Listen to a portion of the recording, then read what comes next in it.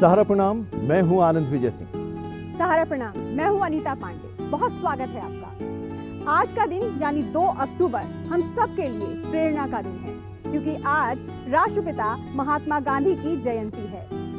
यूं तो आज के दिन 2 अक्टूबर को हम बापू की बहुत सारी बातें करते हैं। गांधी के नाम पर लंबी लंबी बहस भी होती है, लेकिन बापू ने हमारे देश के लिए कुछ सुनहरे सपने भी देखे थे।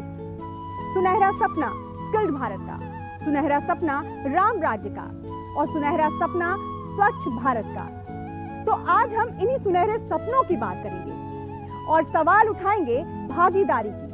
भागीदारी किसी और की नहीं, बल्कि हमारी भागीदारी। जी हाँ, सही कहा आपने। बापू हमारे कण कण में बसे हुए हैं। सत्य और अहिंसा के मार्ग पर चलकर बापू ने भारत को अंग्रेजों से मुक्ति दिलाई। बापू ने बताया कि शिक्षा का हमारे जीवन में कितना महत्व है, शिक्षा हमारे जीवन में कितना बदलाव ला सकती है। बापू ने हमारे भविष्य की चिंता की। बापू इसके लिए जेल गए, अन्न त्यागा, अनशन पर बैठे, पदयात्राएं की। बापू ने अपने सीने पर गोली भी खाई। लेकिन हम और आप बापू के इस सपने को साकार कर पाने में कितना अपना योगदान दे पाए हैं। तो आइए चलिए ढूंढते हैं आज बापू के इस जन्मदिन के मौके पर बापू में हम कितने हैं और हमारे में बापू कितने हैं। आज हम राष्ट्रपिता महात्मा गांधी की 153वीं जयंती मना रहे हैं।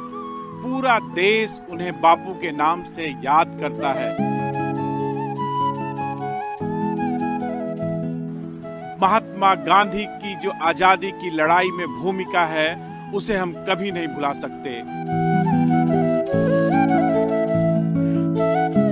सत्य और अहिंसा पे चलकर भारत को आजादी दिलाना अपने आप में एक मिसाल है। आज भी भारत का जर्रा जर्रा महात्मा गांधी का ऋणी है।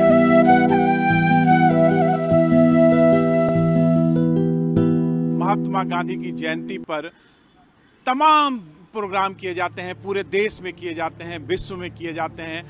गांधी जी की सत्य और अहिंसा को याद किया जाता है। पर सवाल उठता है कि क्या हमने आज तक महात्मा गांधी के सपनों को साकार किया है, महात्मा गांधी के सपनों के भारत को बनाने में अपना योगदान दिया है? और यही सवाल सहारा समय अपने दर्शकों से भी पूछती है कि क्या हमने महात्मा गांधी के सपनों के भारत को बनाने में अपना योगदान दिया है?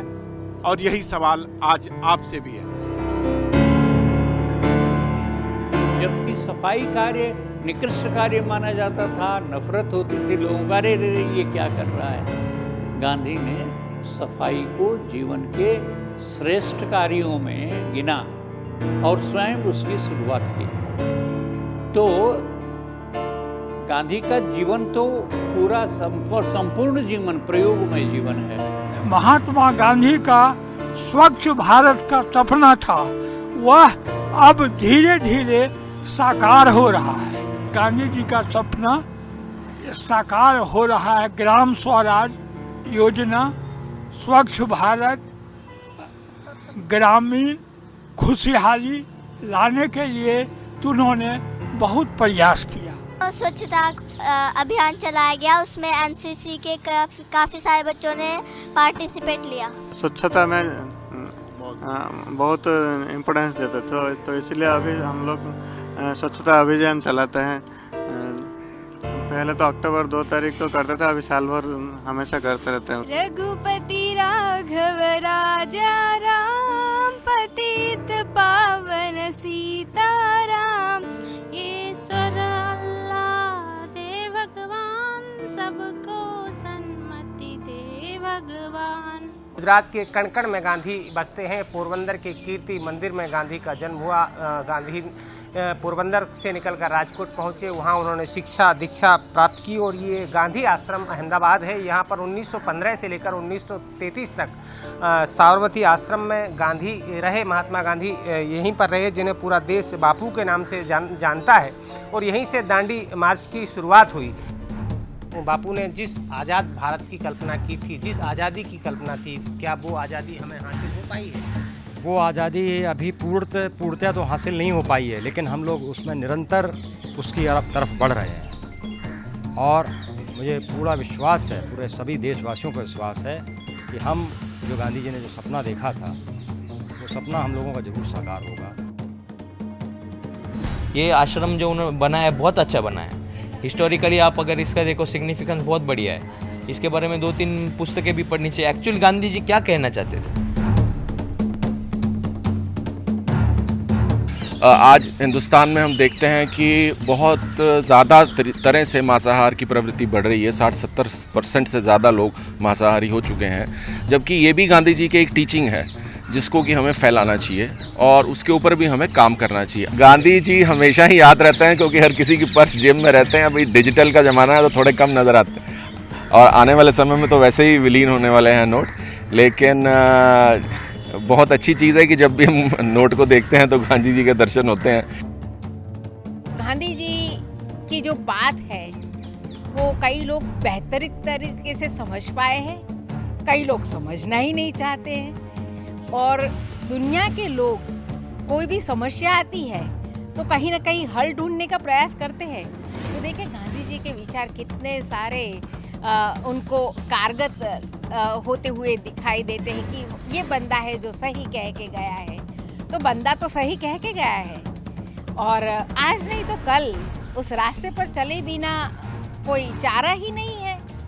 हम बोलते जाएंगे कि परिवर्तन परिवर्तन परिवर्तन, पर जब तक हम खुद नहीं सुधरेंगे समाज कैसे सुधरेगा। गांधी जी के विचारों को जितने जितने पढ़ते जाएंगे तब खुद की सुधरने की एक प्रोसेस शुरू होगी। नोट पर गांधी जी थोड़े चाहते थे अपने आप को रखने का, ना तो वोट पर चाहते थे। आप जहाँ ढूंढ रहे वहाँ तो आपको नहीं मिलेंगे। ढूंढो ढूंढो, पता चलेगा कहाँ ढूंढना है। जो आज होते गांधी जी, नवजीवन में प्रूफ रीडर होते गांधी जी। बापू के सपनों का भारत जो है वो सही मानों में बहुत हद तक उसे बनाने में हम कामयाब रहे। अब सोचिए, जब हमारा देश आज़ाद हुआ उस समय देश की परिस्थिति क्या थी। चारों तरफ हिंदू मुसलमान के दंगे हो रहे थे, हमारे पास में कुछ भी नहीं था। सुई की नोक भी जो थी हम यहाँ पे नहीं बना पाते थे। भूखमरे की हालत थी, और ऐसी हालत थी कि 1958 और 1959 में कनाडा से और अमेरिका से लाल गेहूं मंगाने पड़ते थे, PL 480 जिसको बोला जाता है। लेकिन बापू जो चाहते थे कि गरीब से गरीब आदमी को न्याय मिले, जो उनकी कल्पना थी, तो RBI के आंकड़ों के मुताबिक जब हमारा देश आज़ाद हुआ तब 95% लोग गरीबी की रेखा के नीचे थे। 95%। आज जो गांधी की बात हो रही है वो सिर्फ मार्केटिंग, गांधी मार्केटिंग के लिए हो रही है, नहीं हो रही। अब बेसिक डिफरेंस क्या है वो हमें समझना चाहिए कि हमने सोशलिज्म छोड़ के, इंदिरा का डेमोक्रेटिक सोशलिज्म छोड़ के हमने लिबरलिज्म अपना लिया। राजीव गांधी आए तब हमने लिबरलिज्म अपनाया। Private capitalism, liberalism, less interference of the government and privatisation of industry and privatisation of enterprises, वो हमने अपनाया और आज वही चलता है। और आज तो ज़्यादा जोर से चलता है कि government should not interfere much, तो हम उसे LPG कहते हैं, लिबरलाइजेशन, प्राइवेटाइजेशन, ग्लोबलाइजेशन।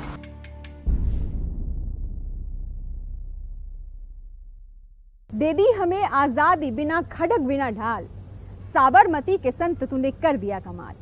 बापू कहा करते थे, दुनिया में जो भी सुधार आप अपने अंदर देखना चाहते हैं, दुनिया में देखना चाहते हैं, उसके लिए आपको सबसे पहले खुद को बदलना होगा, खुद में सुधार करना होगा। एक इंटरनेशनल आइकॉन के रूप में महात्मा गांधी के जन्मदिवस 2 अक्टूबर को 15 जून 2007 को संयुक्त राष्ट्र महासभा ने अंतर्राष्ट्रीय अहिंसा दिवस के तौर पर मनाने का फैसला किया। लेकिन आज हम गांधी को भूलते जा रहे हैं। हमारे साथ मौजूद है तुषार गांधी, उनसे बात करते हैं। तुषार जी, आज के दौर में आप बापू को कहाँ देखते हैं? आज का दौर जब मैं देखता हूँ देश में और पूरे दुनिया में, तो मुझे ऐसा भरोसा होता जा रहा है कि उनके जीवन काल के वक्त से भी ज़्यादा आज गांधी प्रस्तुत हो रहे हैं और अनिवार्य होते जा रहे हैं। लोगों को ही आगे आना पड़ेगा, आपको ऐसा लगता है कि अब लोगों को ही आगे आना पड़ेगा? देखिए, तंत्र में प्रजातंत्र जब है तो इसमें लोगों का ही कर्तव्य सबसे ज़्यादा है, क्योंकि आखिर में वो उनका राज है, उनका राष्ट्र है। मैं उनका खून हूँ, लेकिन मैं कोई ज़्यादा ये नहीं हूँ, हकदार नहीं हूँ, क्योंकि बापू सार्वजनिक हो गए थे, सबके हो गए थे, और इसलिए सबका अधिकार है। जो गांधी की आकृति है उसका महत्व नहीं है, उसका जो कार्य था, उसका जो आदर्श था, उसकी जो जीवन शैली थी, उसका अनुकरण और उसको समझना हमारे लिए बहुत ज़रूरी है। और आज जब हम देख रहे हैं कि हिंसा से जो खतरा, द्वेष से जो खतरा, नफरतों से जो खतरा हमें आ रहा है, और हमने जो पर्यावरण का विनाश किया है, उससे जो हमारे अस्तित्व को सबसे बड़ी चुनौती और खतरा आया है, उसमें अगर हमें अपने अस्तित्व को बचाए रखना है तो हमें गांधी व्यक्ति को समझना ज़रूरी है। गांधी की छवि या प्रतिमा की पूजा करने से इसमें से हम बचेंगे नहीं। देखिए, तंत्र में प्रजातंत्र जब है तो इसमें लोगों का ही कर्तव्य सबसे ज़्यादा है, क्योंकि आखिर में वो उनका राज है, उनका राष्ट्र है, और उसका क्या होता है वो लोगों ने ही तय करना जरूर। महात्मा गांधी पर देश विदेश में कई फिल्में बनी हैं। बापू पर फिल्में बनाकर निर्माता और निर्देशक राष्ट्रीय और अंतर्राष्ट्रीय स्तर पर अपना नाम तो कमा लेते हैं, बॉक्स ऑफिस पर बहुत सारे पैसे भी बना लेते हैं, लेकिन क्या उनकी सिर्फ इतनी ही जिम्मेदारी है? गांधी अहिंसा में विश्वास करते थे, लेकिन आज फिल्मों के जरिए वायलेंस और खून खराबा को परोसा जा रहा है। क्या गांधी के अहिंसा परमो धर्म को हम जस्टिफाई कर पाएंगे? Good morning Mumbai, welcome to our new show Bapu का मैजिक। बोले तो 100 साल पहले अपन की कंट्री में एक मस्त आदमी आया था, मोहनदास करमचंद गांधी। बापू ने हमें जीने का सही तरीका सिखाया था, पर आज हम सब भूल गए हैं। तुम ये समझो कि इस वक्त बापू अपन के साथ स्टूडियो में बैठे है। तुम्हारी लाइफ में कोई भी लोचा हो, अपन को बोलो, अपन गांधीगिरी से सॉल्व करेगा। रिटर्न में हमें आपका सपोर्ट चाहिए। हमारा एक फ्रेंड बहुत ही बीमार है। अरे फुल आईसीयू केस है, लेकिन इलाज कराने के लिए तैयार नहीं है। तुम सब उसको समझाएगा तो शायद मान जाएगा। तो जल्दी से फोन घुमाओ मुंबई। बापू लाइव है, समझ लेना। आज हम जी रहे हैं, आज़ाद हिंदुस्तान में सांस ले रहे हैं, स्वतंत्र भारत में सांस ले रहे हैं, वो इन सभी के मिले हुए परिश्रम की, इन सभी के मिले हुए बलिदान की के कारण है। मुन्ना भाई MBBS जो बनी थी वो भी उन्होंने they kept it on his behaviour, जो सेकंड वाला पार्ट आया था, जो मुझे बहुत अच्छा लगा था। उनके एक एक भाव और एक एक लाइन इतने टचिंग थे, क्योंकि वो जो कैरेक्टर था संजय दत्त का, वो एकदम ही ऑपोजिट था और बापू चाहते थे उसको एकदम ही पॉजिटिव करना। तो मुझे लगता है कि एक बहुत पॉजिटिव मैसेज पहुंचता है ऐसी सारी मूवी से, क्योंकि cinema is a very important part of everybody's life. समाज के ऊपर एक ही बात वो छोड़ सकती है कि live peacefully, live and let live, कि आपके हक और मेरे हक एक जैसे हैं, एक जितने हैं। तो हम में से कोई भी प्रिफर्ड सिटीजन ना हो और कोई भी सेकंड सिटीजन ना हो। फिल्म देखकर निकल कर बाहर आए तो एक एनलाइटनमेंट वाली फीलिंग आई कि ओहो हाँ, क्या आज क्या सीखने को मिला है। But film is such a medium, आप कुछ भी देख, it does influence you, it does affect you. तो अब आप उसके बारे में बात करें तो मैं यही आशा करूंगी, मैं अपनी फिल्म का प्रमोशन कर देती हूँ, मैं यही आशा करूंगी कि हमारी फिल्म देखकर भी ऑडियंसेस को ये फील हो, वो बाहर निकले कोई एक सीख लेकर। महात्मा जी के ऊपर ये फिल्म बनाने का ये क्रेज़ या ये ट्रेंड क्यों था?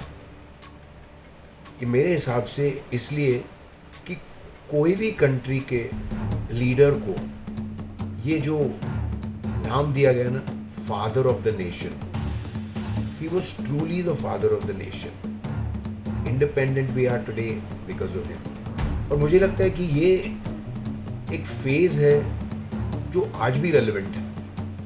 That there's a good possibility that even today, which somebody would make a film about Mahatma ji, Gandhi ji. मैं कोई आदर्श फॉलो नहीं कर पाया गांधी जी। मैं उन लोगों में से हूँ जो वो आदर्श फॉलो करने के लक्ष्य को पाने के लिए मेहनत जहमत करते हैं, लेकिन वो वहाँ तक 100% सक्सेसफुली नहीं पहुँच सकते। क्योंकि गांधी बनना वो बहुत ही मुश्किल काम है। गांधीगिरी तो मैं तो कहूँगा कि सबसे साहसी वाला ही गांधीगिरी बन सकता है। जब हमने 6 जिला का एसएसपी भी रहे, डीसीपी भी रहे, जब भी हमने कोई आतंकवादी या कोई गुंडा या कोई भी पकड़ लेता तो सबसे पहले देखो, कोई भी आदमी जन्म से गुंडा या आतंकवादी नहीं बनता या कोई भी गलत आदमी नहीं बनता है, उसका दिल को जानना, वही तो गांधी चाहते थे। अगर आप जितना भी खूंखार, अगर आप क्रिमिनल हो, बदमाश हो, अगर आपने उसका दिल को छू लिया तो नहीं उगलने वाला भी सारी बात बता देंगे। तो ये है बापू के स्वच्छ सपनों का सच। हमारे एनडीएमसी में कम्प्लीटली पूरी तरह से ऑटोमेशन है। किसी भी तरह का सीवरेज वर्क मैनली ऑपरेटेड नहीं है, 100% ऑटोमेशन है। स्वच्छ भारत का सपना, गांधी जी का जो सपना है, देश में एक बड़ा परिवर्तन आया है और सबके मन में ये सवाल निश्चित रूप से है। देश का हर नागरिक अब स्वच्छता की ओर बढ़ रहा है। दिल्ली में तो काफी जगह जगह काफी सफाई हुई है। जो रिमोट एरियाज हैं, जो स्लम एरियाज हैं, अभी भी उतने ही डर्टी हैं। आपसी प्रेम की भावनाओं के लिए क्या कह सकते हैं, बढ़ा है तो नहीं कह सकती मैं। क्या सिर्फ प्रधानमंत्री का योगदान चाहिए, सबका चाहिए। हम सभी का योगदान रहेगा तभी ये सफल हो सकता है ना। उस टाइम पे सिचुएशन अलग थी, उस टाइम पे सराउंडिंग अलग थी, नीड्स अलग थी। तो उस टाइम पे जो उन्होंने किया वो एक तरीके से सही भी था और एक तरीके से अगर हम दूसरे प्रोस्पेक्टिव से देखें तो कहीं ना कहीं कंट्रोवर्शियल भी रहा है। पर आज की जनरेशन, आज का यूथ जो महात्मा गांधी के अच्छे काम को तो याद रखता ही है, पर कहीं ना कहीं वो सिचुएशन, वो एनवायरनमेंट और वो नीड अब चेंज हो गई है। स्वच्छता अभियान की बात करें तो मेजरली जो जगह है, जैसे हम ये बात करें मेजर सीपी है, तो यहाँ पे चीज़ें अच्छी हुई है, ठीक है, अलग अलग जगह डस्टबिन लग गए हैं।